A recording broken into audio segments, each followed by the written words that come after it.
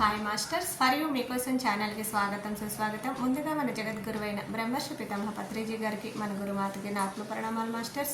Okay masters, ప్రతిరోజు మన ఛానల్లోని ధ్యానం, స్వాధ్యాయం, సజ్జన సాంగత్యం జరుగుతుంది మాస్టర్స్.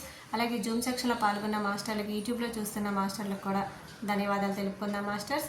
ఓకే మాస్టర్స్, ఈరోజు మన ఛానల్కి సీనియర్ పిరువుడు మాస్టర్ గారైన పద్మలత గారు బెంగళూరు నుంచి వచ్చారు. మేడం గారిని సాధనంగా ఆహ్వానించుకుందాం.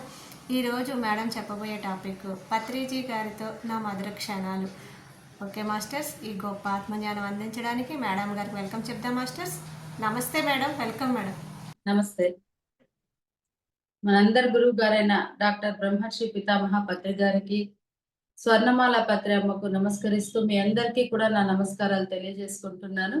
ఒక 2 to 3 మినిట్స్ మనం మెడిటేషన్ చేసి తర్వాత నా మధుర స్మృతులను మీతో పంచుకుంటాను మేడం. ఒక 2 మినిట్స్ అందరూ ధ్యాన స్థితిలోకి వెళ్దాం. చేతులు కలుపుకుందాం, కాళ్ళు క్రాస్ చేసుకుందాం. చక్కగా ఎటువంటి తొందర లేకుండా కళ్ళు మూసేసుకుందాం. లోనికి వెళ్తున్న బయటకు వస్తున్న శ్వాసను గమనిస్తాం. Be with your breath my dear friends.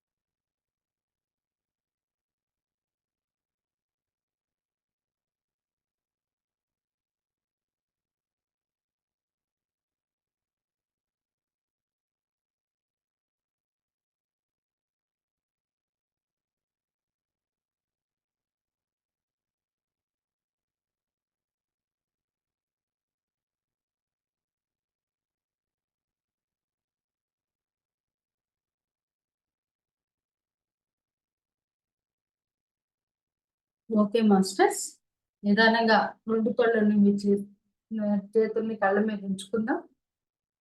సహజ స్థితిలోకి వస్తాం.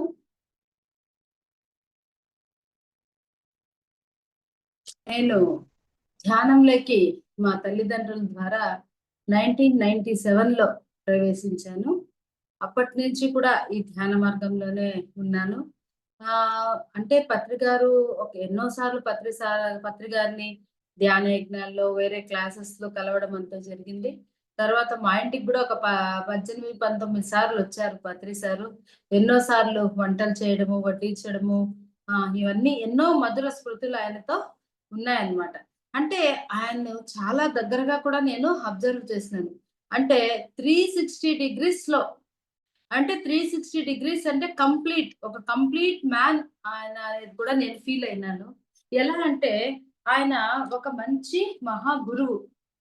గురువే కాకుండా మళ్ళా గొప్ప విజనరీ మాస్టర్. అంటే చూడండి, ఎప్పుడో అక్కడ ఏ 1 రూపీ కూడా ఉండకపోయినా కూడా ఇక్కడ కడతాల్‌లో పెద్ద పిరమిడ్ ఒస్తుంది. బెంగుళూరులో పెద్ద పిరమిడ్ ఒస్తుంది అని గొప్ప గ్రేట్ విజనరీ. ఎన్నో ఏళ్ళకు ముందు రాబోయేదాన్ని ఆయన గుర్తించగలిగిన ఒక మాస్టర్‌గా కూడా నేను చూసాను ఆయన్ని. ఒక కుటుంబస్తుడిగా అంటే ఒక ఫ్యామిలీ మ్యాన్. మనం అనుకుంటాము పిల్లల్ని, భార్యని వదిలేసి ఆయన అన్ని ఊర్లు తిరుగుతూ ఉంటారు అని మనం అనుకుంటాము. కానీ ఆయన కుటుంబంతో ఎలా ఉంటారో అనేది కూడా నేను ఎన్నో సార్లు సార్ మా ఇంటికొచ్చినప్పుడు ఒక ప్రోగ్రామ్ అయిపోయిన వెంటనే మేడంకు కాల్ చేసి ఇలా జరిగింది, ఇంతమందొచ్చారు ప్రోగ్రామ్‌కి, ఇలా జరిగిందని అన్నీ చెప్పేవారనమాట. అయిన వెంటనే నైట్ ఇంటికొచ్చి. అంతే కాకుండా ఏదైనా క్రికెట్ మ్యాచ్ మా ఇంట్లో చూస్తూ ఉన్నారనుకోండి, ఇండియానో అట్లా విన్ అయితే వాళ్ళ అల్లుడికి, మిహిర్‌కి చిన్న అల్లుడికి క్రికెట్ అంటే ఇష్టం అన్నమాట. సో, ఆయనకి కాల్ చేసి ఇండియా విన్ అయింది. ఇప్పుడు మనం పార్టీ చేసుకోవాలి అట్లా అనేవాళ్ళు. అంతే కాకుండా కర్నూల్‌లో ఆయన ఉన్నప్పుడు కూడా చిన్న పిల్లలు ఉన్నప్పుడు ఎప్పుడైతే ఇంటికెళ్తారో అప్పుడు పార్కులకి తీసుకెళ్లడము. తర్వాత అమెరికాకెళ్ళినా కూడా మనవడితో గడపడము, మనవరాలతో గడపడము, మనవడిని వాకింగ్ తీసుకెళ్లడము. ఇవన్నీ కూడా ఆయన చేస్తూ ఉంటే ఆయన ఒక మంచి ఫ్యామిలీ మ్యాన్ కూడా బయట తిరిగే గురువే కాదనమాట. అందుకే ఆయన మనకు కూడా బోధించిందేమి సంసారంలోనే నిర్వాణం అని కూడా ఆయన మనకు బోధిచ్చారనమాట. మళ్ళా గొప్ప షెఫ్. మీకందరికీ తెలిసుంటుంది. ఆయన ప్రతి ఊర్లో గూడా ఎన్ని రకాలుగా వంటలు చేసేవారు, వడ్డిచ్చేవారు. అంటే ఆయన ఒక షెఫ్ కూడా ఆయనలో నేను షెఫ్‌ని గూడా జూసినాను. తర్వాత నేచర్ లవర్‌గా కూడా చూసినానాయన.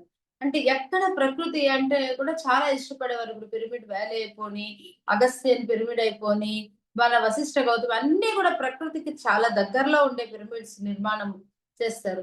అంతే గాకుండా మా అమ్మాళ్ళు అందరూ గూడా ట్రెక్కింగ్స్‌కెళ్ళేవాడు. పులిబోన్ ట్రెక్కింగు అని తిరుమలలో రకరకాల ట్రెక్కింగ్‌లు, శ్రీశైలంలో భైరవకోన ట్రెక్కింగ్ అంతా మా అమ్మాళ్ళు ఎళ్లారనమాట.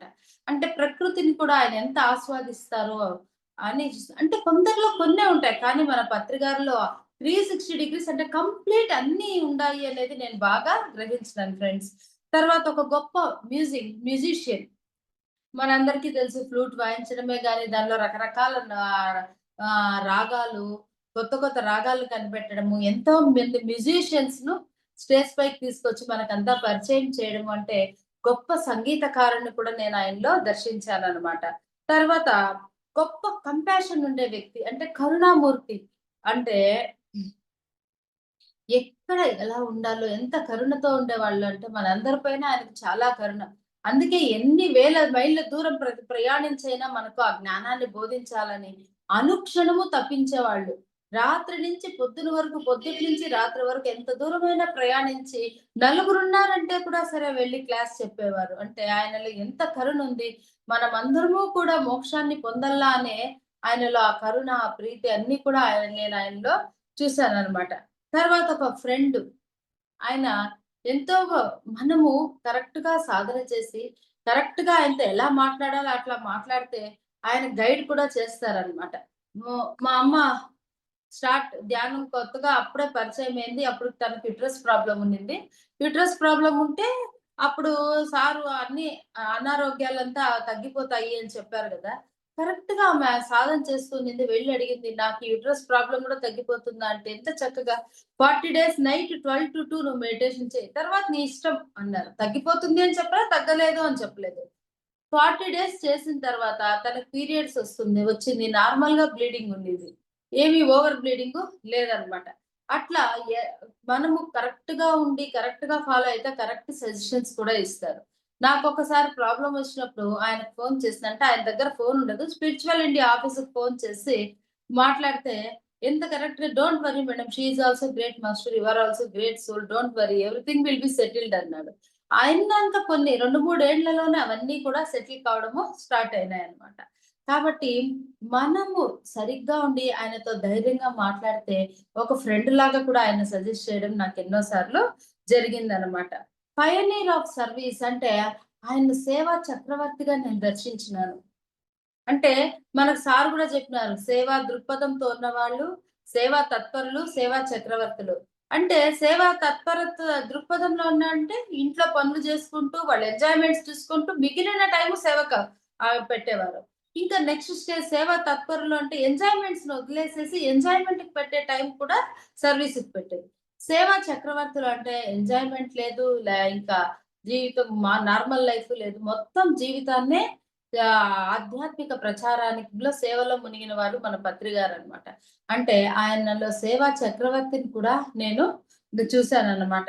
మ్యాన్ ఆఫ్ సింప్లిసిటీ ఎంత సింపుల్‌గా ఉంటారు వేరే వాళ్ళు గురువులు. అంటే మనం ఇక్కడ తప్పు పట్టడం గాదు. ఎంతో మంది గురువులు కాషాయం వేసుకొని సెపరేట్‌గా వాళ్ళకొక సెక్యూరిటీని పెట్టుకొని, మనం ప్రజలకు దూరంగా వెళ్లి షేక్ హ్యాండ్‌లు ఇచ్చేది అంతా ఏమీ ఉండదు. కానీ ఈయన మనలోనే కలిసిపోయి ధనికుడు, పేదవాడు లేకున్నా అంటే వీడు డాక్టరు, వీడు చదువుకోలేదు, వీడు చదివినాడు అలాంటివి ఏమీ లేకుండా ప్రతి ఒక్కరితోనూ ఎంతో ఆప్యాయతతో ఏంటి సమాచారము? ఏంటి విషయాలు? అని వాళ్ళ మీద చెయ్యేసుకొని లేదా అక్కడేమన్నా ఫుడ్ తింటంటే రావయ్యా కూర్చో తిను అని చెప్తూ ఉండేవాడంటే మన మధ్యలోనే తిరుగుతూ ఉన్న మహా గురువు పత్రిజీ. అంత సింప్లిసిటీ ఉందన్నమాట ఆయనలో. అలా ఆయనలో ఒక సింప్లిసిటీని నేను చూస్తున్నాను. ఒక స్పోర్ట్స్ మ్యాన్‌గా కూడా చూస్తున్నాను. ఎన్నో సార్లు పిరమిడ్ వ్యాలీలో కూర్చొని చెస్ ఆడడము, చిన్న పిల్లలతో కూడా చెస్ ఆడడము, కొన్ని సార్లు బెంగుళూరు ధ్యాన యజ్ఞానికి ముందు కర్నూల్‌లో అంతా కూడా క్రికెట్ ఆడడము, ఇవన్నీ కూడా ఆయన ఒక స్పోర్ట్స్ మ్యాన్ కూడా ఆయనలో ఉన్నారు. అంతే కాకుండా స్పోర్ట్స్‌ని కూడా ఎంకరేజ్ చేసేవాళ్ళు. 'ఆనందో బ్రహ్మ' అని ప్రోగ్రామ్ పెట్టి దాంట్లో డాన్సులు, గేమ్స్ అన్నీ కూడా ఆడమని ధ్యానంతో పాటు ఇవన్నీ కూడా అరేంజ్ చేయమని వైజాగ్ మాస్టర్స్ కూడా చెప్పిన వారు. అంటే ఆయనలో ఒక ఆటగాడు కూడా ఉన్నాడు. పాటగాడు, ఆటగాడు, షెఫు ఎన్ని రకాలుగా మనం ఆయన గమనిస్తే అన్ని రకాలు ఉన్నారు. మంచి హాస్పిటాలిటీ ఇచ్చేవారు. అంటే అతిథి ఇప్పుడు మన మా ఊర్లో క్లాస్ జరుగుతుంది. పక్క ఊర్ల నుంచి మాస్టర్స్ వచ్చినారంటే వాళ్ళందరిని రమ్మని, లోపల కూర్చోమని, మాతో వడ్డించమని, ఆయన వాళ్ళతో మాట్లాడుతూ మనము ఇంటికి ఇద్దరు ముగ్గురొస్తాను, అబ్బా! ఇంతమందొచ్చినామే అంటారు. ఆయన దగ్గరికి ఒక్కొక్క ధ్యాన యజ్ఞాల్లో వేలాది వేల మందొచ్చేవాళ్ళు, కలిసేవాళ్ళు. అందరికీ ఎంతో హాస్పిటాలిటీ ఇచ్చేవాళ్ళు. ప్రతి ఒక్కరిని ఏంటయ్యా సమాచారం అని అడిగి, భోంచేసినావా అని అడిగి, ఎట్లుంది ధ్యాన యజ్ఞము? ఏంటి అనేసి అడిగి, అంత చక్కగా ఆయన హాస్పిటాలిటీ ఇచ్చేవాళ్ళనమాట. అంటే ఇన్ని దాండ్లల్లో కూడా ఆయన ఉండగలిగినారంటే మల్టీ డైమెన్షనల్‌గా ఆయన ఉన్నారు అనేది నాకు చాలా ముద్ర పడిపోయింది నా మనసులో. యూత్ ఆఫ్ ఐకాన్ గూడా అనొచ్చు పత్రి సార్‌ని. పైమాన్ స్టార్ట్ చేసి, ఆ యంగ్ మాస్టర్స్‌తో ఎంత చక్కగా మాట్లాడతారు. వాళ్ళ క్వెషన్స్‌కి ఎంత ఆన్సర్‌లు ఇస్తారు. వాళ్ళతో ఎంత కలివిడిగా ఉంటారు. అంటే యూత్‌ని కూడా ఎన్ అంటే యూత్‌కు చాలా తక్కువ ప్రామినెన్స్ ఉంటాయి కొన్ని దాన్లలో. ఈయన మాత్రము అట్లా యంగ్‌స్టర్స్‌నంతా కూడా బాగా ఎంటర్‌టైన్ చేసి వాళ్ళు కూడా ఈ జ్ఞాన మార్గంలోకి వస్తే ఇ ఇప్పుడు రాముడు చిన్న వయసులోనే జ్ఞానం నేర్చుకునేదానికి ఫ్యామిలీ లైఫ్‌లో ఎటువంటి ఒడిదుడుకులొచ్చినా బ్యాలెన్స్ చేయగలిగినారు. అలా ఆ పిల్లలు కూడా బ్యాలెన్స్ చేయగలుగుతారు అనే ఒక తపనతో ఆ యూత్‌ని కూడా ఆధ్యాత్మికానికి రావడానికి ఎంతో ఎంకరేజ్ చేసి సింపుల్ వర్డ్స్‌లో వాళ్ళకి అర్థమయ్యే సైంటిఫిక్ రీతిలో ఆయన వాళ్ళకు తెలిపేవారనమాట. అంత అద్భుతమైన మహా వ్యక్తి మన గురువుగారు. తర్వాత ఒక మంచి గైడ్ కూడా. అంటే మనందరికీ ఎన్ని సార్లు ఈ బుక్స్ చదవండి, ఆ బుక్స్ చదవండి. ఈ బుక్ చదివితే మీకు ఆఫ్టర్ లైఫ్ తెలుస్తుంది. ఈ బుక్ చదివితే ప్రాపంచికంగా ఎలా జీవించాలో తెలుస్తుంది. ఈ పిరమిడ్‌కెళ్ళండి, అటు నేచర్‌కెళ్ళండి అని మనందరికీ కూడా ఎంతో గైడ్ చేస్తున్నారనమాట. ధ్యానంలో గూడా మనకు మనం శ్వాసను గమనించేటప్పుడు కూడా మళ్ళా అలా అలా దారి తప్పుతూ ఉంటామని కూడా గైడ్ చేస్తూ మనందరికీ కూడా ముందరికి తీసుకొచ్చిన గొప్ప వ్యక్తి. అంతే గాకుండా ఆయన ఒక గ్రేట్ స్పిరిచువల్ పొలిటీషియన్. ఆధ్యాత్మిక రాజకీయవేత్త. ఉత్త రాజకీయవేత్త కాదండి. ఎందుకంటే మా నాన్నగారును వాళ్ళని ఎన్నో సార్లు అసెంబ్లీ ఎలక్షన్స్‌లో నిలబడమన్నారు. మా నాన్నగారు కూడా 2 టైమ్స్ నిలబడ్డారు.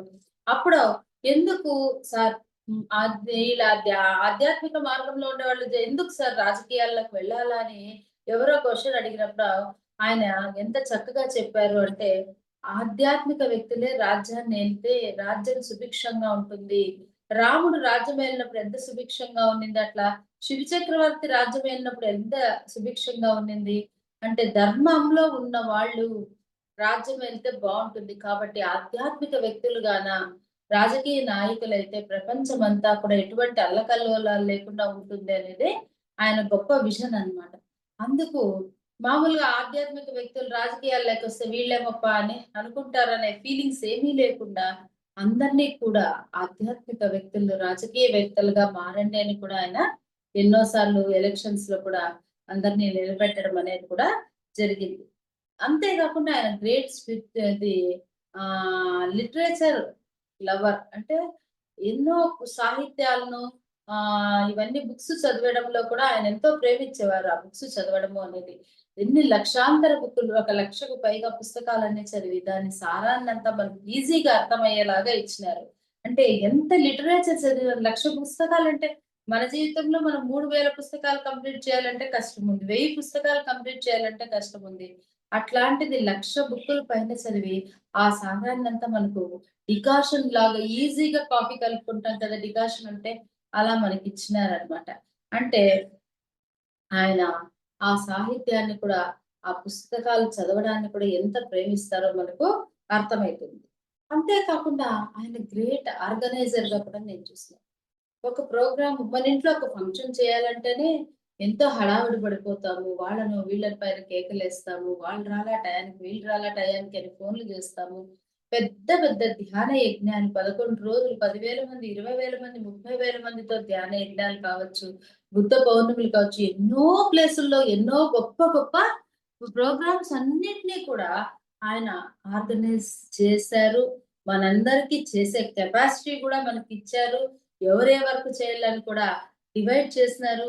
అంటే ఆయన గొప్ప గ్రేట్ ఆర్గనైజర్ కూడా ఫ్రెండ్స్. అంతే కాకుండా గ్రేటెస్ట్ ట్రావెలర్ ఆయన. ఎన్ని ప్రదేశాలకు రోజులో 500-600 కిలోమీటర్లు ప్రయాణం చేశారు.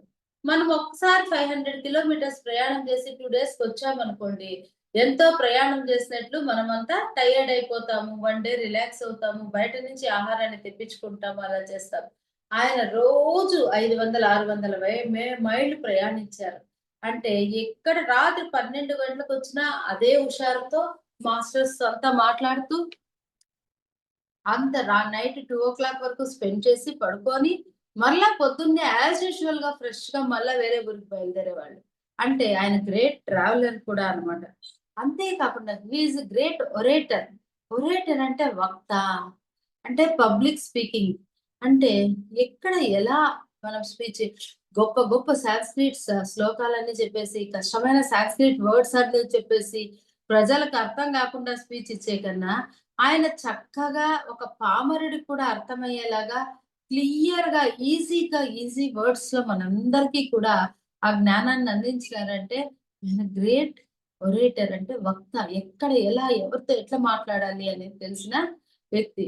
ఆయనకు తెలియని జ్ఞానం అంటూ ఏమీ లేదు. అన్నీ తెలుసు. ఉపనిషత్తు నాలెడ్జ్ తెలుసు. వేదాల్లో ఉండేది తెలుసు. పురాణాల్లో ఉండేది తెలుసు. కానీ ఎంత చెప్పాలో అంతే చెప్పేవారు. ఒక గంట స్పీచ్ చెప్తారు. చెప్పిందన్ని సాగదీస్తూ ఉన్నారనుకోండి. ఏమన్నా ప్రయోజనమా? వినేవాడికి కూడా బోర్ కొడుతుంది. ఈయన చెప్పేది 10 నిమిషాలే. 10 నిమిషాల్లో 10 లైన్‌లు చెప్పినా, మనము దాన్ని ఆచరణ చేయాలంటే సంవత్సరాల ఆచరణ చేసినా కూడా పర్ఫెక్ట్ కాలేము. అంత నాలెడ్జ్ ఇచ్చేవాళ్ళు. అది ఒక వక్త యొక్క లక్షణం. వక్త అంటే గంటలు మాట్లాడేవాళ్ళు కాదు. ఇచ్చిన 10 నిమిషాల్లోనే అద్భుతమైన జ్ఞానాన్ని అందించగలిగేవాళ్ళు వక్త. అలా ఆయన ఉండేవారనమాట. గ్రేట్ పిరమిడ్ సైంటిస్ట్‌ని కూడా నేను ఆయన్ని దర్శించినాను. ఎలా అంటే మనకు స్టార్టింగ్‌లో చెప్పారు పత్రి గారు. అట్టలతో పిరమిడ్స్ చేసి కొన్ని టమాటాలను, కొన్ని అట్టలతో పిరమిడ్ చేసి బ్లేడ్‌లను అంతా పెట్టి టమాటాలు 1 వీక్ అయినా చెడిపోకుండా ఉన్నాయి. ఆ బ్లేడ్స్ అంతా షార్పెన్ అయినాయి అని సైంటిఫిక్‌గా ఆ పిరమిడ్‌ని గురించి రిసర్చ్ చేసి, ఆ పిరమిడ్ ఎనర్జీని మనకు అందించినారు. ఎన్నో ఎన్నో ప్రయోగాలు ఆయన చేస్తున్నారనమాట. So, he is also great spiritual scientist అన్నమాట. అంతే కాకుండా ఆయన మైత్రేయ బుద్ధుడు. అందరితో ఎంత ప్రేమగా ఉండేవాళ్ళు. ఎంత మైత్రి తత్వంతో ఉండేవాళ్ళు. నా అనుభవంలోనే నేనేదైనా ఒక ధ్యాన యజ్ఞానికి అమరావతికి కావచ్చు, వైజాగ్, శ్రీశైలం అన్ని తిరుపతి ధ్యాన యజ్ఞం నుంచి ఇప్పటి వరకు జరిగిన అన్ని ఆల్‌మోస్ట్ ఆల్ ధ్యాన యజ్ఞాలకు అటెండ్ అయిన. ఒక 2 తప్ప. కడతాల్లో 2016 లాస్ట్ ఇయర్ తప్పితే ప్రతి ధ్యాన యజ్ఞానికి అటెండ్ అయినా. ఎంతో దూరంగా నేనున్నా కూడా డైనింగ్ హాల్‌లో అక్కడి నుంచి చూసి రమ్మని పిలిచి మాట్లాడి వడ్డించేవారు. అంటే ఆయనలో ఎంత మైత్రీ తత్వం ఉంది. అట్లా నన్నొకరినేనా అంటే వేలాది మందిని చూసి గమనించేవాళ్ళు. వేలాది మందిని పిలిచేవాళ్ళు. అందరి పేర్లు కూడా ఆయనకు గుర్తుండేవి. ఆయన దగ్గరికి మనం వెళ్తేనే ఎంతో ప్రశాంతత, ఎంతో ఒక ఒక చెప్పలేని అనుభూతి కలుగుతా ఉండేది. అంటే ఆయనలో మైత్రీతత్వం ఉండేదాని నుంచే మనకి ఇవన్నీ కూడా జరుగుతాన్నాయని నేను అనుకుంటాను ఫ్రెండ్స్. ఇలా ఆయన గురించి చెప్తూ పోతే వన్ డే అయినా కూడా ఎన్నో ఆయనలో మనం దర్శించవచ్చు. నా పర్సనల్‌గా కూడా ఏంటి అంటే మా ఇంటికొచ్చారు. ఎప్పుడు మా ఇంటికొచ్చినప్పుడు వంట చేస్తారు. మనం ఎన్ని కూరలు చేసినా మళ్ళా ఆయన ఒకటో రెండో చేస్తారు. చేసి ఎప్పుడు ఫస్ట్ మా ఆయన్నే పిలిచి వడ్డించేవాళ్ళు. ఏంది నేను స్టేజ్ దగ్గరంతా వర్క్ చేస్తాను. నేను పాంప్లెట్లు పంచుతాను. నేనన్నీ జేస్తాను. మా వారికి వడ్డిస్తారే అనుకునేదాన్ని. ఎప్పుడు 1998 ఆ టైంలో. ఒక్కసారి నాకర్థమైంది. ఎప్పుడు పత్రి మేడంను గౌరవంగా పిలిచేది స్టేజ్ పైనకి క్రిస్మస్ రోజు కంపల్సరీ ఆమెను స్టేజ్ పైకి రమ్మనడము. మా ఇంటికొచ్చినప్పుడు ధ్యానం క్లాస్ అయితేనే ఆమెకు ఫోను చేసి చెప్పడం ఇవన్నీ చూసి అంటే పత్రి మేడము ఆయనకు బ్యాక్‌గ్రౌండ్ సపోర్ట్‌గా ఉంటే ఇంత గౌరవం ఇస్తాంటారు. సో, నేను ఈ స్టేజ్ కార్యక్రమాలన్నీ చేయాలంటే, మా ఆయన బ్యాక్‌గ్రౌండ్ సపోర్ట్ నుంచి నేనింత చేయగలుగుతున్నాను అని గుర్తించి, ఆయనకు అలా చేస్తున్నారు అని చాలా ఆనందమైంది. అప్పటినుంచి నా లోపల ఏం భావన డెవలప్ అయింది, ఏ ఫంక్షన్ చేస్తున్నా ఆయన స్టేజ్ దగ్గరికి రాకపోయినా నాకెన్నో హెల్ప్ చేస్తారు. సో, ఫస్ట్ గ్రాటిట్యూడ్ నేను మా వారికే తెలిపేదాన్ననమాట. అంటే ఆయన్ని చూసి మనము నేర్చుకోవాలి. ఆయన ఎలా వ్యవహరిస్తున్నారని చూసి మనకు నేర్చుకోవాల్సొస్తుంది. అట్లా ప్రతి ధ్యాన యజ్ఞానికి వెళ్ళినప్పుడు ఆయనలో కొన్ని క్లాస్ చెప్తారు కదా! డైలీ 10 మినిట్స్, 5 మినిట్స్ ఆ పాయింట్స్ అన్నీ రాసుకునేదాన్ని. దాంట్లో ఏదో ఒక పాయింట్‌ను నేను సెలెక్ట్ చేసుకొని ఆ ఇయర్ అంతా పాటించేదాన్ని. ఫర్ ఎగ్జాంపుల్ వైజాగ్ ధ్యాన యజ్ఞానికొచ్చాను. అప్పుడు నవవిధ ధర్మాలు చెప్పినారు. శాంతి ధర్మము, వినయ ధర్మము అలా ధర్మాలు చెప్పినారు. శాంతి ధర్మం చెప్పేటప్పుడు మీకెప్పుడైనా కోపమొస్తే కూల్ బేబీ కూల్ అనుకోండి అని చెప్పారు. అది మనము 'మహేష్ బాబు' సినిమాలో వినిండేదే పిల్లలు ఇంట్లో మాట్లాడుతూ ఉంటారు వినిందే. కానీ ఎప్పుడు ఆచరించాలా అనే స్ఫూర్తి మన లోపల కలగలేదు. కానీ పత్రి సార్ చెప్పినప్పుడు నేను ఇంటికెళ్ళి ఇది ఆచరణ చెయ్యాలా అని నా లోపల అనిపించింది. ఎందుకు మనకలా అనిపిస్తుందంటే, ఒక ఇప్పుడు ఋషులు, మునులు చూడండి ఒక మంత్రాన్ని పదే పదే పలికి ఆ మంత్రానికి శక్తిని తెచ్చుకుంటారు. ఏదైనా శాపం ఇచ్చినప్పుడు ఆ మంత్రం చెప్తే ఆ శాపము అక్కడ వర్కౌట్ అయ్యేది. అలా పత్రి గారు ఆచార్యుడు. అంటే శంకరాచార్యులు, మధ్వాచార్యులు అంటే అర్థమేమి ఆచార్యుడు అంటే ఆచరించి మన చేత ఆచరింప చేసేవాడు ఆచార్యుడు. అలా పత్రి సారు ఆ శాంతి ధర్మాన్ని ఆచరించినాడు కాబట్టి అంటే కూల్ బేబీ కూల్ అనుకోకపోయిండొచ్చు. ఆ శాంతి ధర్మం ఎక్కడ ఎన్ని అవమానాలు ఎక్కడ జరిగినా శాంతితో ఆయన ఉన్నారు కాబట్టి ఆయన చెప్పిన వాక్కుకి అంత శక్తి వచ్చింది. నేను ఆ సంవత్సరం అంతా కూడా వైజాగ్ ధ్యాన యజ్ఞం వచ్చి నెక్స్ట్ కడతాల్ ధ్యాన యజ్ఞానికి వెళ్ళే వరకు కూడా ఎవరు నన్ను అవమానించినా, నా పైన కోప్పడినా కూల్ బేబీ కూల్ అనుకునేదాన్ని. అప్పుడు ఎంతో స్వాంతన నాకు కలిగేది. ఆ ప్రాబ్లమ్ నుంచి ఎలా బయట రాగలగొచ్చు అనే ఇంట్యూషన్ వస్తా ఉండేది. అట్లా ఒక్కొక్క ధ్యాన యజ్ఞంలో ఆయన చెప్పింది మనం ఆచరిస్తే ఎంతో అద్భుతమైన ఫలితాలు మనకు ఆయన చెప్పారు మనకు మానం మధురం, అవమానం మధురం అని ఎన్నో సార్లు చెప్తూ ఉంటారనమాట. అంటే మానాన్ని, అవమానాన్ని సమత్వంగా స్వీకరించండి అనేసి. సరే 2012లో కడతాల్ ధ్యానయజ్ఞానికెళ్ళాము. చాలా అద్భుతంగా జరిగింది. మంచి మంచి ఎస్‌పి శైలజ, శోభారాజు, గ్రేట్ షర్మిష్ఠా ముఖర్జీ, ఒక రాష్ట్రపతి కూతురు డాన్స్‌లు అన్నీ జరిగాయనమాట.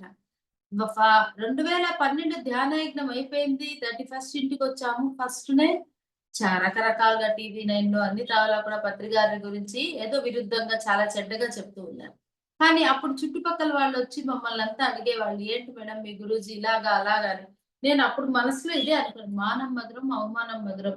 సో, ఇప్పుడు వాళ్ళు ఒక టెస్ట్ ఇచ్చినారు పత్రిజీ. ఇప్పుడు నేను దీంట్లో పాస్ కావాలి. వాళ్ళెంత మాట్లాడినా "ఏమో మేడం తెలీదు. వస్తూ ఉంది. కానీ చూస్తాం ఏం జరుగుతుందో. దానికి కార్యం లేనిది కారణం లేనిది కార్యం జరగదు మేడం." అలా అలా అందరికీ సమాధానాలిస్తూ వచ్చాము. అప్పుడు మా ఊర్లో టీచర్స్ ఒక ముగ్గురు, నలుగురు మా క్లాస్‌కొచ్చేవాళ్ళు. వాళ్ళొచ్చి "అక్క ఇప్పుడు టీచర్ క్లస్టర్ మీటింగ్స్ అంటే ఒక తాలూకును 5 భాగాలుగా విభజించి ఒక క్లస్టర్‌గా చేస్తారు. అక్కడుండే 5 ఊర్లలో ఉండే టీచర్స్ ఒక తావున మీటింగ్ పెట్టుకుంటారనమాట. అలాంటి క్లస్టర్ మీటింగ్స్ 23 తావులు జరుగుతున్నాయి. 2 రోజులు జరుగుతాయి. మనం అందరూ 2 మెంబర్స్ గా 3 మెంబర్స్ గా వెళ్ళి ఆ టీచర్స్ కు ధ్యాన ప్రచారం చేద్దామని. నేను అక్కడ అయ్యో సార్ గురించి ఇలా నెగెటివ్ గా వస్తాందని ఒక్కసారి కూడా అనుకోవాలి. మానవ మధురం బహుమానం ఓకే అనేసాను. సో ఇద్దరు ముగ్గురు ఫ్రెండ్స్ అందరూ బ్యాచెస్ చేసుకొని ఒక్కొక్క రోజుకి 3 క్లస్టర్స్ అందరూ పోయి కవర్ చేసి 3 డేస్ లో 21 క్లస్టర్స్ క్లియర్ చేసినాము. అప్పుడు శ్వాస విజ్ఞాన జ్యోతి అని కృష్ణ అనేసి బెంగళూరులో ఒక అబ్బాయి ప్రింట్ చేయించిన్నాడు అనమాట బుక్స్ పత్రి సార్. ఆయన దగ్గర 1000 పుస్తకాలు తీసుకున్నాము. 1000 పుస్తకాలు ఆ టైంలో అమ్మేస్తాం. అంటే ఇంకా జనవరి 1 అలా జరిగింది. జనవరి 21 లోపల 21 డేస్ లో అన్ని బుక్స్ మనం అమ్మేయగలిగినాం అనమాట. ఆ పీక్ టైంలో. అప్పుడు సార్ మౌనంలో ఉన్నారు. ఆ కృష్ణ అనే అబ్బాయి కర్నూలుకెళ్ళాడు. మేడం పద్మలత మేడం వాళ్ళు ఇన్ని బుక్స్ తీసుకున్నారు. ఇలా అంటే కాల్ చేయాలి మేడంకి. నాకు కాల్ చేస్తున్నారు. కానీ సార్ మౌనంలో ఉన్నారు కదా! ఏంటి మేడం విశేషాలు అని అక్కడ పేపర్‌లో రాస్తే అబ్బాయి చదివినాడనమాట. ఈ విషయాన్నంతా నేను చెప్తే సూపర్ మేడం అని రాసినారంట అక్కడ సార్. అంటే చూడండి మనకొక టెస్టింగ్ వచ్చింది. ఆ టెస్టింగ్‌లో అక్కడ మనము సార్ చెప్పిన కాన్సెప్ట్‌తో నిలబడ్డామంటే తప్పకుండా పాస్ అవుతాము. ఆ ఎదుర్కొనే శక్తొస్తుంది అని నేనక్కడ బాగా గుర్తించగలిగినాననమాట. అట్లా ప్రతి ఒక్కసారి ధ్యాన యజ్ఞంలో కూడా ఫర్ ఎగ్జాంపుల్ అమరావతి ధ్యాన యజ్ఞంకెళ్ళాము. అక్కడ వినయం గురించి సార్ మాట్లాడుతూ ఎంతో మంది వేదాలు, ఉపనిషత్తులు చదివిన వాళ్ళకు వినయం లేకపోతే పైలోకాలకి పోయినాక వాళ్ళకు 0 మార్క్స్. అదే ఒక రైతు ఏ జ్ఞానము లేదు. ఆధ్యాత్మిక జ్ఞానం 0. కానీ వినయంతో ఉన్నాడంటే ఆయనకు 100 మార్క్స్ పైలోకాల్లో అన్నారు. సరే. అప్పుడు దానికి ముందు కూడా నేను గమనిస్తూ ఉండేదాన్ని. తిరుపతి ధ్యానయజ్ఞం నుంచి కూడా గమనించాను. అప్పుడు గమనిస్తూ ఉంటే సార్ చూడండి ఎంతో మంది వేరే వేరే సంస్థలకు చెందిన గురువుల్ని మనం ధ్యాన యజ్ఞాల్లో ఇన్వైట్ చేస్తాం. ఆ! ఒక యోగుల్ని అంతా. వాళ్ళు పత్రి గారికి తెలిసిన సబ్జెక్టే చెప్తూ ఉంటారు. అయినా ఎంతో కొత్తగా వినేవాళ్ళలాగా గమ్మున కూర్చొని ఇంటురు. అదంతా అయిపోయిన తర్వాత వాళ్ళకి పాదాలు కడిగి, లేదా పాదాలకు గంధం పెట్టి, షాలులు కప్పి, బుక్స్ ఇచ్చి పంపించేవాళ్ళు. అంటే నాకు తెలుసు గదా! నేను వీళ్ళకెందుకు చేయాలని అహం ఆయనలో లేదనమాట. ప్రతి ఒక్కరిలోనూ ఆత్మతత్వాన్ని చూసి ఆయన గౌరవించేవారు. సో, నాకు దానికి ముందు ఎవరైనా చెప్పిన సబ్జెక్టే మాస్టర్స్‌ని పిలిపించేవాళ్ళం గదా! చెప్పిన సబ్జెక్టే చెప్తే బోర్ అనిపిస్తాండేది. విసుగ్గా అనిపిస్తాండేది. ఇవన్నీ సార్‌లో గమనించినాక ఆయన తెలియని విషయమా? ఆయన ఎంత అప్పటినుంచి నేను కూడా ఎవరైనా చెప్పిన సబ్జెక్ట్ చెప్పినా, ఇంకా ఏ కొత్త కోణంలో వీళ్ళు చెప్తున్నారు? ఏం కొత్త ఎగ్జాంపుల్స్ చెప్పినారు అని గమనించడము స్టార్ట్ చేస్తే నా లోపల ఆ విసుగనేది వెళ్ళిపోయిందనమాట. ఆ వినయం అనేది డెవలప్ అయితా వచ్చింది. అట్లా ఆయన నుంచి ఎన్నో మధుర స్మృతులున్నాయి. ఆ షిరిడి ధ్యాన యజ్ఞానికెళ్ళాము. జంగ్లీ బాబా ఆశ్రమం వాళ్ళు మనకు ప్లేస్ ఇచ్చారు. మన ప్రోగ్రామ్ ఆ ధ్యాన యజ్ఞం నడుపుకునేకి. వాళ్ళు సార్‌ను ఒకటి రిక్వెస్ట్ చేసినారు. మేము షిరిడీలో బాబాకు 4 హారతులు జరుగుతాయి గదా! మీ ధ్యాన యజ్ఞానికి కూడా వచ్చి పొద్దున, మధ్యాహ్నం 4 పూటలొచ్చి మేము ఆ హారతికి హాఫ్ అన్ అవర్ వాళ్ళొచ్చేవాళ్ళు ఆ జంగ్లీ బాబా ఆశ్రమం వాళ్ళు. పొద్దున మామూలు 6కు, మళ్ళా 12కు, సాయంత్రం 6కు, నైట్ 9కి అదే తెలుసు కదా! మీ అందరికి బాబాది హారతి పాటంటే నేను దగ్గర దగ్గర 30-35 మినిట్స్ తీసుకుంటుంది. ఆ మరాఠీలో అదంతా చదువుతూ సార్‌కి స్టేజ్‌కి హారతి చేసేవాళ్ళు. సార్‌కి హారతి మాకైతే వన్ డే చూసేప్పటికి విసుగయింది. కరెక్ట్‌గా హారతి టైంలో అలా బయటెళ్ళిపోయేసి జ్యూసులు తాగడమో, ఇంకేమో స్నాక్స్ తినడమో అలా రిలాక్స్ అప్పుడు అనుకున్నా సార్ చూడు రోజు వాళ్ళు 4 సార్లొచ్చి ఇలా చేస్తుంటే ఎంత సహనంతో కూర్చోన్నారు. మనం గూడా ఈ సహనాన్ని నేర్చుకోవాలి. అందుకే గదా ధ్యాన యజ్ఞం, ధ్యాన నవరత్నాల్లో సహనమే ప్రగతి అని పెట్టారు. అనుకోని అప్పుడు నేను ఆ ఇయర్ అంతా సహనాన్ని ప్రాక్టీస్ చేస్తాము అని ఎవరు నన్ను ఇరిటేట్ చేసినా సహనమే ప్రగతి. సో, ఇక్కడ నేను సహనంగా ఉండాలా అని ఎప్పుడైతే అలా చేస్తూ వచ్చానో ఎంతో నా లోపల అంటే 100% నేను మారిపోయానని చెప్పను. ఎంతో బెటర్‌మెంట్ నిన్నటి కన్నా ఈరోజు, ఈ రోజుటి కన్నా రేపు బెటర్‌మెంట్ అనేది ఉంటుంది గదా! అలా ఆ సహనం అనేది నాలో వృద్ధి అయింది. అలా ఎన్నో సార్లు మా ఇంటికొచ్చినప్పుడు కానీ, సార్‌ని కలిసినప్పుడు కానీ, ఎన్నో చూసి నేర్చుకున్నాము. ప్రతి ధ్యాన యజ్ఞంలో కూడా ఎంతో నేర్చుకుంటూ వచ్చినాము సార్ దగ్గర. ఒకసారి కడతాల్‌లో రాజశేఖర్ సార్, భవాని మేడం అనేసి మన కడతాల్‌లోనే విల్లాస్‌లో ఉంటారు. వాళ్ళది షష్టి పూర్తి కార్యక్రమం జరిగింది. పత్రిక మేడం కూడా వెళ్లారు. మేడం వెళ్ళినప్పుడు చాలా థ్రిల్లింగ్‌గా బావుండిందంట. సరే మేడం అనుకున్నారు సార్‌కి కూడా 60 వస్తూ ఉంది. ఇట్లా చేస్తే బావుంటుంది అని అనుకున్నారు. కానీ సార్ ఒప్పుతారో లేదో అని ఫీలింగ్ ఉండింది మేడంకి. సరే తిరుపతి మాస్టర్స్ అందరూ కలిసి వీళ్ళకి షష్టి పూర్తి ప్రోగ్రామ్ చేయాలని వాళ్ళంతకు వాళ్ళే అనుకున్నారు. అప్పుడు మేడం వాళ్ళ అమ్మ ఒక బొట్టు అంటే తాళిబొట్టు కడతారు కదా! అలాంటిది చేయించి, "నువ్వు ఆ షష్టి పూర్తి కార్యక్రమంలో పంతులు గారి దగ్గర కట్టించుకో" అని చెప్పినారు. మేడం కనుక్కున్నారు, ఒప్పుతారో లేదో సారు అనేసి. కానీ మేడం, "నేను మీతో ఒకటి అడుగుతాను, ఒప్పుకుంటారా?" సారు. ఇలా నాకు అందరి ముందర ఇలా చేయాలి అని అడిగిందంట ఆమె. సారు ఆమెకి ఎంతో గౌరవాన్ని ఇచ్చి యెస్ అని అందరిలో ఆ బొ ఆ మేడం ఏం చెప్పినారు, 18 ఏళ్ళలో నాకు పెళ్లి జరిగింది. అప్పుడువేమీ నాకు స్వీట్ మెమోరీస్ అంతగా గుర్తులేవు. కానీ ఇన్ని వేల మంది ఆత్మ బంధువుల ముందర నాకు ఇలా చేసింది చాలా ఒక సంతోషంగా ఉంది. నేను దీన్ని మర్చిపోవడానికే లేదు అని చాలా హ్యాపీ ఫీల్ అయ్యారనమాట మేడం. అంటే కుటుంబంలో వాళ్ళ వ్యక్తులకు కూడా ఎంత గౌరవాన్ని ఇస్తారు. వాళ్ళు చిన్నగా అడగని వాటిని కూడా ఎంతో ఒప్పుకొని ఆయన అది సంతోషంగా మేడం, నేను ఆ కస్తూరి కార్యక్రమానికి వెళ్ళలేదు. కానీ మేడం నాతో పంచుకున్నారనమాట. అంటే నేను మేడంతో అప్పుడప్పుడు కొన్ని ఊర్లకెళ్ళేదాన్ని. అప్పుడు ఆమె మధుర స్మృతులు, తర్వాత ఆమె పడిన కష్టాలు, స్టార్టింగ్‌లో సార్ జాబ్ వదిలేసి పిల్లలు చిన్నగా ఉన్నప్పుడు ఆమె ఎలాంటి ఫేస్ చేసింది అన్నీ కూడా షేర్ చేసుకోవడం అనేది జరిగిందనమాట. అంటే ఈ ఒక్కొక్క గురువు కొన్ని దాన్లతో ప్రావీణ్యత ఉంటారు. ఈయన మల్టీ డైమెన్షన్‌లోనే నిర్వాణం పొందండి. సంసారాన్ని వదిలి ఏం చేయొద్దండి. మీరు ఇంటి పనులు, వంట పనులు, పిల్లల పనులు చూసుకుంటూనే ధ్యాన ప్రచారం చేయాలి. మీకోసం మీరు ఒక 3 అవర్స్ టైం కేటాయించుకోండి అని ఎంతో చక్కగా మనందరూ చేయాల్సిన పనులను సంసారంలోనే ఉండి నిర్వాణం సాధించమని చెప్పారు. అంతే కాకుండా ఒక సంసారంలో సంతోషంగా ఉండాలంటే 3 కావాలి అంటారు సారు. స్వేచ్ఛ, గౌరవము, ప్రీతి. ఆయన పిల్లలకు కానీ, భార్యకు కానీ స్వేచ్ఛనిచ్చినారు. ఏ పొద్దు ఫోర్స్ చేయలేదు. మీరు ధ్యానం చేయండి, ఇలా చేయండి అనలేదు. వాళ్ళకెప్పుడు ఇష్టమొస్తే అప్పుడు చేశారు వాళ్ళంతే. పెద్దమ్మాయి వచ్చి నేను ఇట్లా శ్రీనివాస్ రెడ్డి గారిని పెళ్లి చేసుకుంటానంటే నో అని చెప్పలేదు, ఆయన చేశారు. చిన్నమ్మాయి మిగిలింది చేసుకుంటాను, కానీ వాళ్ళ సాంప్రదాయం ప్రకారమే నువ్వు చెయ్యాలి. అట్లాగా అంటే కూడా దానికి నో అన్నారు. యెస్ అన్నారాయన. అంటే ఎవరి స్వేచ్ఛను ఆయన భంగపరచలేదు. నేనది చూసి నేననుకున్నాను, అంతకుముందు పిల్లలకి డాన్స్ నేర్చుకోండి, సంగీతం నేర్చుకోండి అని కొద్దిగా ఫోర్స్ చేసేదాన్ని. తర్వాత వాళ్ళకి ఇంట్రొడ్యూస్ చేసేదాన్ని. డ్రాయింగ్ ఇలా ఉంటుంది, ఇది ఇలా ఉంటుంది, అది ఇలా ఉంటుంది. మీకేది ఇష్టమో దాంట్లో జాయిన్ చేపిస్తాను. ఎప్పుడైతే వాళ్ళకి నేను స్వేచ్ఛనివ్వడం ప్రారంభించానో, పిల్లలు నాకేం చేసేవారు, ఏ ధ్యానం క్లాస్ వచ్చినా "నువ్వు పో మమ్మీ, మేము చూసుకుంటాము. నువ్వు ఫుడ్ చేసి పెట్టుకో, మేము అడ్జస్ట్ చేసుకుంటాము" అని ఎప్పుడు మనం స్వేచ్ఛ కావాలనుకుంటూ ఉంటాము. మనం వేరే వాళ్ళకి ఇబ్బంది మనకు రాదు. అది బాగా అర్థం చేసుకోవాలి సార్‌ని చూసి. సార్ వాళ్ళకు స్వేచ్ఛనిచ్చారు కాబట్టి సార్ వెళ్ళే ప్రోగ్రామ్స్‌కి కానీ, ఇంటిని వదిలి ఎప్పుడు వెళ్తూ ఉంటే కూడా వాళ్ళెవరు అడ్డుపడలేదు సార్‌కి. అలా మనము నేనెప్పుడైతే పిల్లలకి ఆ స్వేచ్ఛనివ్వడం ప్రారంభించానో, వాళ్ళు నా క్లాసులకి ఏది అడ్డుపడేవాళ్ళు గాదు. ఎన్ని పనులున్నా "వచ్చి చేస్తూలే మమ్మీ, వచ్చి చేసినాక చూసుకుందాం. ఏదో ఒకటి చేసి పెట్టి వెళ్ళు" అని ఎంతో కోఆపరేట్ చేసేవాళ్ళనమాట. నా భర్త కానీ, నా పిల్లలు కానీ. అంటే ఫస్ట్ మనం ఇవ్వడం నేర్చుకోవాలి అని నేర్పించిందే పత్రి గారు. ఇవ్వడం అంటే మనం ఇవ్వడం అంటే ఫిజికల్‌గా ఇవ్వడం అనుకుంటూ ఉంటాం. కాదు. మెంటల్‌గా కూడా నువ్వు బంధం లేకుండా ఉన్నప్పుడే నువ్వు ముందుకు రాగలుగుతావు అని నేర్పించిన మహా గురువన్నమాట. Madam time అయిందనుకుంటా. మేడంతో కూడా నేను చాలా సన్నిహితంగా ఉన్నాను. మేడంతో కూడా నేను మడికెరే, ఇది తర్వాత హొర్నాడు, ధర్మస్థల అన్నీ కూడా మేడంతో ఒక 5 డేస్ ట్రిప్ వెళ్ళాము. అప్పుడు మేడం ఇవన్నీ కూడా షేర్ చేసుకున్నారనమాట. స్టార్టింగ్‌లో పత్రి గారు ఎవరెవరినో బస్ స్టాండ్‌లో ఎవరైనా కనిపిస్తే చాలు ధ్యానం నేర్చుకుంటామంటే ఎస్ అని తీసుకొచ్చేసేవాళ్ళు.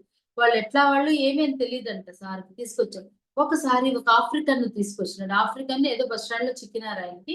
ధ్యానం నేర్చుకుంటా అంటే ఎస్ అన్నాడు. ఇంటికి తీసుకొచ్చినారు. ఒక రూమ్‌లో 2 రూమ్‌లుంటాయంట. ఇలా ఒక రూమ్‌కి ఎదురుగా ఇంకొక రూము. అక్కడ ఆయన్ని ధ్యానానికి కూర్చోపెట్టినారు. అప్పుడు మేడంకి ఇద్దరు చిన్న పిల్లలు. మేడం ఇంకా యంగ్‌గా ఉండే వయసనమాట. అంత పిల్లలంతా 4థ్, 5థ్ చదివే వయసులో పిల్లలు.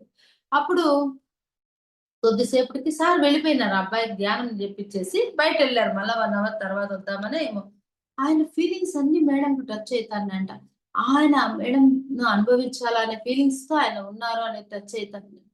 అప్పుడు మేడము ఏం చేయాలి అంటే, ఆ పిల్లలను కోడి తన పిల్లల్ని రెక్కల కింద ఎట్లా దాచుకుంటుందో, అట్లా భయం వస్తోందంట. అప్పుడు మేడం పోయేసి నీట్‌గా ఎదురు రూమ్‌కి గేడి వేసేస్తారు. ముందర గడి ఉంటుంది గదా! సార్ వచ్చే వరకు తెరవలేదనమాట. అట్లాంటివి ఎన్నో ఫేస్ చేసింది మేడం కూడా. అంతే కాకుండా ఆమె అప్పుడు పోయినప్పుడు హొరనాడులో ఒక 3 రూమ్స్ ఉన్నాయి. మా అమ్మాళ్ళ ఒక రూమ్‌లో, ఇంకా మేము మేడంతో పాటు నలుగురం వాళ్ళొక రూమ్‌లో. నేను ఇంక అక్కడ పడుకుంటానంటే మేడం ఒప్పుకోలేదు. నా దగ్గరే పడుకో మా రూమ్‌లోనే అనుకోని మేడం బెడ్ పైనే పడుకోవాల్సొచ్చింది. నాకు చాలా భయంగా ఉంది. ఎందుకు ఎప్పుడు ఒక గురువుగా చూస్తూ ఉంటాం గదా! అట్లా పడుకోవాల్సొస్తే భయంగా పడుకున్నాను. మళ్ళీ ఏమైందో తెలీదు. బాగా నిద్రొచ్చింది. పొద్దున్న లేసి వస్తేనే మా అమ్మ "ఏం నీ ఫేస్‌లో ఇంత చేంజ్ కనపడతాంది. ఎంత పింకిష్‌గా, ఎంత ఎనర్జిటిక్‌గా ఉన్నావు." అప్పటికి నాకేం కన్నడ రాదండి. ఏదో కొద్దిగా వచ్చు. మడికేరియాలో ధ్యానం క్లాస్ పెట్టిన్నారు. పెట్టింటే అక్కడికెళ్ళాం ఆ రోజు సాయంకాలం. వెళ్తే మేడం కొంతసేపు ఇంగ్లీష్‌లో చెప్పి "నువ్వు చెప్పు" అన్నారు. కొద్దిగా కన్నడ వచ్చు. కొద్దిగా వచ్చిన కన్నడతో స్టార్ట్ చేసినాను. నాకు తెలియకుండానే 30 మినిట్స్ కన్నడలో మాట్లాడినాను. అంటే ఆమె దగ్గరున్నప్పుడు ఆ ఎనర్జీ నాకొచ్చింది. నేనక్కడికి వెళ్ళిన తర్వాత, "సార్ మీ ఇష్టం. నాకు కన్నడ అయితే అంతగా రాదు" అనేసి అనుకుంటే, ఏదో చిన్న పిల్లలకి నేర్పించినప్పుడు కొద్దిగా వర్డ్స్ వచ్చు అంతే నాకు. దాని ద్వారా ఎంతో పెద్దగా అక్కడ క్లాసు సార్ గురించి అంతా చెప్పడం జరిగిందనమాట. అట్లా నాకు అదొక మంచి అనుభవం మేడంతో. తర్వాత ఎప్పుడైనా కూడా బుక్స్ అడిగేదాన్ని. "ఏ బుక్స్ చదవాలి మేడం? ఏంటి? సార్ చెప్తూ ఉంటారు. మీరేది ఇంకా చదవమంటారంటే ఆమె కొన్ని దత్తాత్రేయుని బుక్కులు, పిల్లలకైతే ఆల్కెమిస్ట్ చదవమని చెప్పు. దత్తాత్రేయ స్వాముల వారిదేదో ఒక బుక్ చెప్పినారనమాట. అట్లా కొన్ని బుక్స్ అన్ని సజెస్ట్ చేసేవాళ్ళు. ఎవరైనా మాస్టర్స్‌ని పిలిచాలా అంటే, కొన్ని సార్లు కొన్ని ఇబ్బందులు నేను ఫేస్ చేసిందే దానివల్ల. మేడం ఎలాంటి వాళ్ళని పిలిచాలంటే ఆమె సజెస్ట్ చేసేవాళ్ళు. వీళ్ళని పిలుచు, వీళ్ళనొద్దు, వీళ్ళొస్తే ఇక్కడ లాడ్జ్‌లో రూమ్ తీసివ్వు అట్లా చెప్పేవాళ్ళు. అట్లంతా గూడా ఎన్నో సలహాలిచ్చారు. తర్వాత ఆహ్ మా అమ్మాయి లవ్ మ్యారేజ్ చేసుకున్నప్పుడు మా ఆయన దాన్ని యాక్సెప్ట్ చేయలేదు. చాలా డల్‌గా ఫీల్ అయిపోయారనమాట. అప్పుడు మేడంకి ఫోన్ చేశాను. సరే నేను మాట్లాడతాను అన్నారు. మా అత్త కూతురు వాళ్ళ ఫంక్షన్‌కి మేడం వచ్చారు. నేను మా వారు వెళ్తే మా వారిని కూర్చోబెట్టుకొని వాళ్ళ లైఫ్ వాళ్ళు సెలెక్ట్ చేసుకున్నారు. వాళ్ళు హ్యాపీగా ఉన్నారు. నువ్వు ఇలా బాధపడుతుంటే నీ ఆరోగ్యం ఇదైతుంది. ఇప్పుడు నువ్వు, పద్మ ఇద్దరు హ్యాపీగా ఉండాలి. మీ వాళ్ళ లైఫ్ వాళ్ళు సెలెక్ట్ చేసుకొని వెళ్ళిపోయినప్పుడు నీ లైఫ్ నువ్వెందుకు బాధించుకుంటావు? ఇంక నీ దృష్టంతా మీ ఇద్దరు హ్యాపీగా ఉండడం పైన ఉండాలా? ఆ! ఇద్దరు బాధించుకొని అలా ఉంటే ప్రయోజనం లేదా? అలా చెప్పారు. అట్లంతా నేను వదిలేసి ఎళ్ళిపోయాను. మా వారిని మా మేడం దగ్గర. ఆయన తర్వాత అప్పటినుంచి ఎంత మార్పంటే అప్పటినుంచి అరచడం గానీ, ఆ పిల్లల విషయంలో ఇలా చేసిందని కోప్పడ్డం అవన్నీ లేకుండా చాలా ఇదయింది. తర్వాత మేడం చెప్పారు. "కొన్ని రోజులు ఊరికే ఉండు. ఆయనకి తెలియకుండా ఒక ఫోను చేయొద్దు. ఎటువంటి ఫైనాన్షియల్ సపోర్ట్ చేయొద్దు. ప్రెగ్నెన్సీ కానీ అన్నీ సరిపోతాయి" అని. అలాగే మేడం చెప్పినట్లే తూచా పాటించినాను నేను. ఒక్క ఫోను కూడా ఆయనకు తెలియకుండా చేయలేదు. ఎటువంటి ఫైనాన్షియల్ సపోర్ట్ చేయలేదు. 4 ఇయర్స్ తర్వాత అమ్మాయి ప్రెగ్నెంట్ అయినానని ఫోను చేస్తే మా ఆయన ఇంటికి రమ్మని అల్లుడిని అన్నీ పిలిచడం జరిగిందనమాట. అంటే ఒక టెస్టింగ్ టైమ్ వచ్చినప్పుడు మనము ఆ టెస్ట్‌లో నిలబడ్డం అనేది మేడం నేర్పిచ్చారు.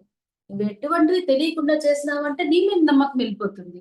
అప్పుడు ధ్యానం క్లాస్‌కి కూడా నిన్ను పంపియరు. ఎందుకంటే అక్కడికి పోయి మళ్ళా వాళ్ళని గెలుస్తావేమో, వీళ్ళని గెలుస్తావేమో అని వాళ్ళకి నమ్మకం ఉండదు. అలా కాకపోతే ఒక పరీక్షలో మనం పాస్ కావాలి. వ్యామోహం అనే పరీక్ష మనకుందిప్పుడు. ఆ వ్యామోహాన్ని కూడా జయించే పరీక్ష నీకు అవకాశం ఇచ్చింది నేచర్. దీంట్లో నువ్వు నిలబడు అని నేర్పించినారనమాట మేడం. అట్లా ఎంతో మందికి. తర్వాత మేము ఒకసారి మంగళూరుకెళ్ళాం. మంగళూరుకెళ్తే అక్కడ ఒక ఫ్యామిలీ వాళ్ళ ఇంట్లో ఉన్నాం మేము. మన పిరమిడ్ మాస్టర్స్. ఆయన వైఫు వంట చేయడానికెళ్తే, ఆయన మేడం దగ్గరకొచ్చి కూర్చొని, "మేడం నాకు చాలా బేజారుగా ఉంది. నేను డైవర్స్ ఇయ్యాలనుకుంటున్నాను మా మిసెస్‌కి. ఎందుకంటే పొద్దున్న లేసినప్పటి నుంచి ధ్యాన ప్రచారం అని వెళ్ళిపోతుంది. ఇంట్లోనే ఉండదు. మాకు పిల్లలైనా ఎట్లా కలుగుతారు? ఇంటినే పట్టించుకోని ఆమెతో నేనెలా ఉండాలి" అని చెప్పి. అప్పుడు ఆయన చెప్పిందేమీ చెప్పకుండా మేడం వస్తానే వాళ్ళకి ఫ్యామిలీ అంటే ఏమి అట్లా సబ్జెక్ట్ చెప్పారనమాట. మమ్మల్ని చూసి మీరు ఇదేనా నేర్చుకుంటా ఉండేది. సారు ఆహ్, ద పిల్లలు చిన్నగా ఉన్నప్పుడు ధ్యాన ప్రచారాన్ని ఎళ్ళిపోతే నేనెక్కడైనా ధ్యాన యజ్ఞానికొచ్చినాను స్టార్టింగ్‌లో. ధ్యాన యజ్ఞంలో 1 ఆర్ 2 డేస్ వచ్చిపోయేవాడిని. ఇంట్లో పిల్లల్ని చూసుకుంటూ ధ్యానాంధ్రప్రదేశ్ కరెక్షన్స్ ఇవి చేసుకుంటూ ఇంటి దగ్గర ఉండేదాన్ని. అంటే సంసారాన్ని నిర్వర్తిస్తూ, అక్కడే ఉండి నా చేతనైన పనులు ధ్యానానికి నేను సపోర్ట్ చేసేదాన్ని. ఇట్లంతా మమ్మల్ని చూసి ఇదేనా మీరు నేర్చుకోండది ఆ అనేసి కొద్దిగా కోప్పడ్డారు అనమాట మేడం.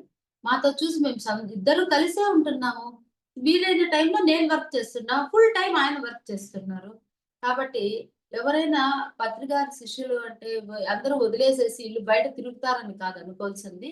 ఫ్యామిలీను బ్యాలెన్స్ చేయాలి. ఇది బ్యాలెన్స్ చేయాలని వాళ్ళకి చెప్పి, ఆ రోజంతా చెప్పించి ఇద్దరిని కూర్చోబెట్టి ధ్యానం చేయించారు.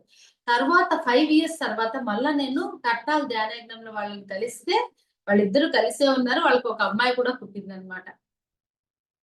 అట్లా ఎన్నో తోల నేను చూసాను. కొంతమంది అబ్బాయిలొచ్చేసి మేడం మేము ధ్యాన ప్రచారం చేస్తున్నాం. జాబ్స్ వదిలేస్తున్నామంటే ఆమె చాలా కోప్పడేవారు. వృత్తి, ప్రవృత్తి ఉండాల. అందరూ జాబ్‌లు వదిలేస్తే మిమ్మల్ని అందరిని సొసైటీ భరించేకవుతుందా? మీరు జాబ్ చేయండి. సాటర్‌డే, సండే ధ్యాన ప్రచారం చేయండి. ఎవరొద్దన్నారు? అందరూ జాబ్‌లు వదిలేసొచ్చి పిరమిడ్ వ్యాలీలోనో, కట్టాల్లో కూర్చుంటే ఎవరు మిమ్మల్ని అందరిని సాకుతారు? మీరు సంపాదించిన దాంట్లో కొద్దిగా డొనేట్ చేసేయండి. కొద్దిగా జ్ఞాన ప్రచారం చేయండి అని బాగా చెప్పేవాళ్ళనమాట. అట్లాంటివన్నీ కూడా నేను ఆమె దగ్గరుండి ఎన్నో విషయాలు చూస్తూ ఉన్నాను, నేర్చుకున్నాను. ఆమెతో గడపడం అనేది నాకు చాలా ఆనందము. ఆహ్, ఇ ఎప్పుడైనా మేడం ఫోను చేసి నాకు 2 డేస్ నేనెళ్తున్నాను పద్మాని పంపించు అంటే కూడా మా వారు నో అనకుండా పంపిస్తారు. అట్లా ఎందుకంటే ఆయనకు మంచి గౌరవం అన్నమాట. ఆమె అన్నీ కరెక్ట్‌గా ఒక స్త్రీ ఎలా ఉండాలో అనేది నేర్పిస్తారు అనేది ఆయనకు అర్థమైపోయింది. సో, ఆయన ఆమెతో అంటే ఎంతో సెక్యూర్డ్‌గా పంపిస్తారనమాట. అట్లాంటి అద్భుతమైన గురువును, గురుమాతను పొందిన మనమందరం కూడా చాలా అదృష్టవంతులు. Thank you very much madam. ఈ అవకాశాన్ని ఇచ్చినందుకు. Thank you madam. Thank you madam. Thank you so much madam. For you మీకోసం మన ఛానల్కి వచ్చి ఎంతో గొప్ప ఆత్మజ్ఞానం అందించారు మేడం. బిందు మేడం గారికి, పద్మలత మేడం గారికి ధన్యవాదాలు తెలుపుకుందాం మాస్టర్స్. Thank you masters.